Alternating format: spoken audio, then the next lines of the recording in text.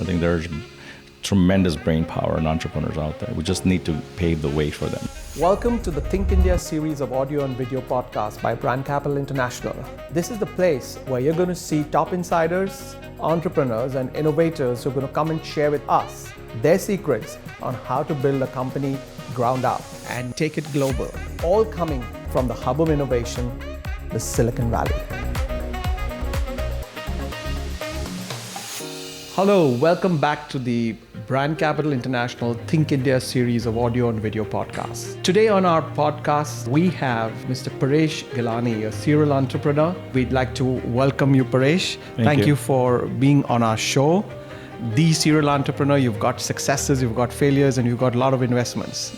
Yes, it's been a great journey. Yeah, with spectacular failures, great successes, and in between. Tell us a little bit more about Moon Express. So Moon Express is something that a friend of mine, Naveen Jain, and us had an initiative started at X Prize. Mm-hmm. And as an X Prize launched a prize saying whichever company can build a rover can launch it on Moon. Mm-hmm. And there was a challenge out there to put it out there. We decided to actually step away from X Prize. Mm-hmm. Being the part of X Prize and actually back the team. One of the team actually had a great idea as well as a lot of talent.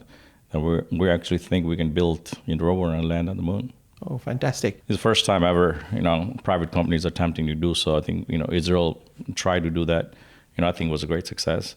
Having the private industry, break the frontier in space, I think is the next big thing. So talking about the Think India series, when I say Think India, what does Think India mean to you? Think India for me, it's marvelous, right? It's opportunities everywhere. It's a vibrant country, full of amazing entrepreneurs. In India we say jugaadu, right? You give it to India, any challenge that they can solve it. What my observation has been that they've never decide to lead in a sense. They always afraid to, some sort of validation from West. I always tell all my friends or entrepreneurs that I mentor and stuff, you don't need a validation from anybody. If you believe in it, you could do it, go ahead and do it. Sure, there will be failures, but I think there will be successes. You can do breakthrough. There's whole, stigma that you have that, we have our problems and challenges and the West will provide a solution. If the West provides a solution, then it's a better solution. I truly believe that entrepreneurs are actually in India. They can solve the Indian challenges.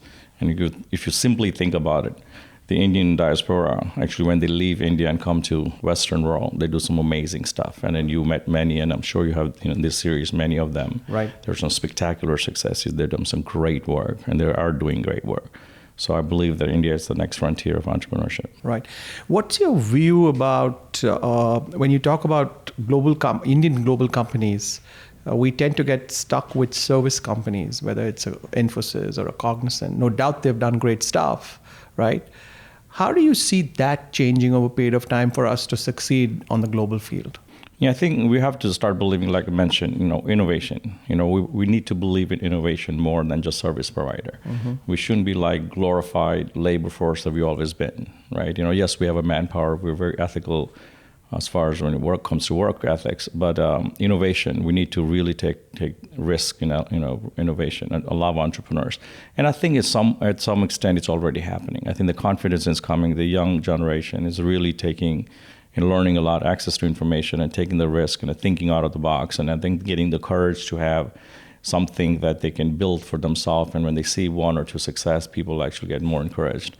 I think that cycle is somewhat breaking, but we need to do more. We need to nurture entrepreneurs. We need to give them courage and say, you can do it. It reminds me of me building electric scooters and rickshaws at 95. Mm-hmm. I want those crazy people coming out of India and say, I could do that. I want them to dream big and just go and make that happen. Right. You're aware of all the government's putting a lot of effort on digitization. Mm-hmm. They are trying to build the entrepreneur ecosystem within the country. If you were the advisor to the government, what is it that you would want the government to do? What I would love to have government to do is just take their grandest challenge they have, which actually requires, obviously, it's quite challenging to spend traditional way of money to say I'm going to put the bids out and I'm going to actually have services come out of it or something's come out of it and try to build something. I would actually love to government to say, listen, we got this money, we got that. Whoever solves all the entrepreneurs of India, here's the challenges. You solve it, we reward you. Okay. And just give them the big prize money to let the entrepreneurs be excited about what are we solving, and I think they will innovate, all the solutions they require, and that will spur up the lot of private industry because breakthroughs will happen when you look for drastic solution, come up with the solution on a large scale. You can do it, prove it, you can do it, demonstrate you can do it. A lot of innovation will happen. India is actually great position to do so because there are a lot of things lagging behind. Are you working right now in any companies, like investing in companies in India at this point in time, or any big ideas that you may have for India? I actually, invested a few things, and I navigating Indian, it's a little bit hard for me. I Right. try to do it. There are a lot of things I would love to do. So I've decided to actually just recently go back to work, and about 2 or 3 initiatives that I'm running, I'm going to build it myself. Okay. Not rather investing or mentoring in something. Right. Going to back to work, and I want to think something big. I am taking a moonshot. One of the things I'm looking at is how do we take the salt out of water? It's a huge shortage in water worldwide, in particular in India as well. What if we actually be able to make the ocean water available for drinking or irrigation? Mm-hmm. India's running out of water, not only drinking, right? Irrigation. We're running out on the coastals. There's a big crisis coming. So I think I'm going to attack that and see if I can bring the water from ocean usable on the ground. And that would be, you would be working out of India on that project? It's global in nature, but obviously, India would be a tremendous benefactor of it. Okay. So you've seen the entrepreneurship in the past in India, and you've seen the entrepreneurs or worked with entrepreneurs or engaged with them in the Silicon Valley in different parts of the world. What do you think should be different for Indian entrepreneurs to really succeed and scale? I think the Indian entrepreneurs has a unique challenge, right? It's not about the idea or what they want to solve. I think their surrounding things are very easy to navigating, and the setting up the government regulations and the hurdles they go into, the things that's not related to business but they get tired of it. Getting I don't want to call harassed, but definitely get a lot of roadblocks to it. If we can actually just make that simple, I think the entrepreneurs are already there. I think there's tremendous brain power and entrepreneurs out there. We just need to pave the way for them. Just get out of their way, and I think they'll make it. So I believe the new trend is that earlier the students who came out of IIT would typically, sort of do their MBA and then move out of the country. The same students today are finishing their IIT and they are actually trying to start their own companies. Yes. Do you believe that's a great trend or a good trend? I think it's an amazing trend. I think they finally, like I said, I think the circle is breaking. They're believing that we can do it in India because they've seen some of the successes that actually local grown for Ola or Yo-Yo and things like that. I think people are believing in it that we can do it, and why not? I think they're getting more courage, and having the homegrown companies had a tremendous successes and now can give a competition to Flipkart, to Amazon.